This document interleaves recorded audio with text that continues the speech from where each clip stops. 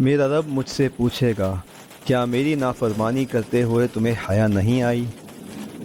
کیا تم مخلوق سے گناہ چھپاتے تھے اور نافرمانی کر کے میرے پاس آتے ہو؟ پھر کیسے جواب دوں گا؟ ہائے افسوس مجھ پر، اور کون مجھے بچائے گا؟ میں وقتاً فوقتاً اپنے دل کو آرزوؤں کے ساتھ تسلی دیتا رہتا ہوں۔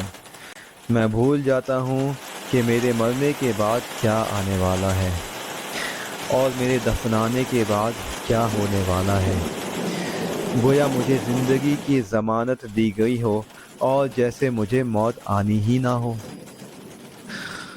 اور مجھے موت کی شدید ترین بے ہوشی آن پہنچی تو کون مجھے اس سے بچائے گا؟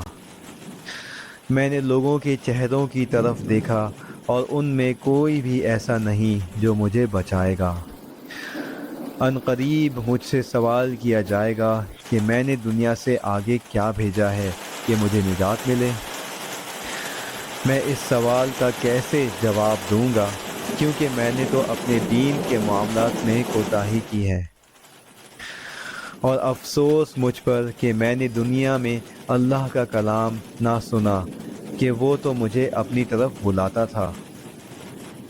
کیا میں نے نہیں سنا تھا جو سورہ قاف اور سورہ یاسین میں کہا گیا ہے؟ پھر کیسے جواب دوں گا؟ ہائے افسوس مجھ پر، اور کون مجھے بچائے گا؟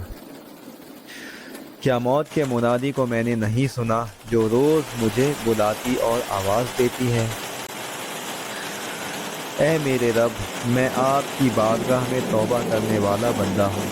آپ کے سوا کون ہے جو مجھے پناہ دے گا؟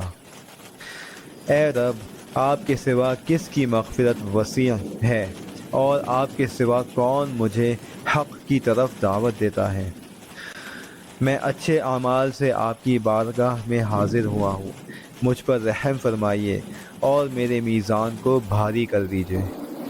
مالک، میرا حساب ہلکا اور آسان کر دیجیے۔ آپ ہی کی وہ عظیم ذات ہے جس سے امید لگائی جا سکتی ہے جو مجھے جزا دے۔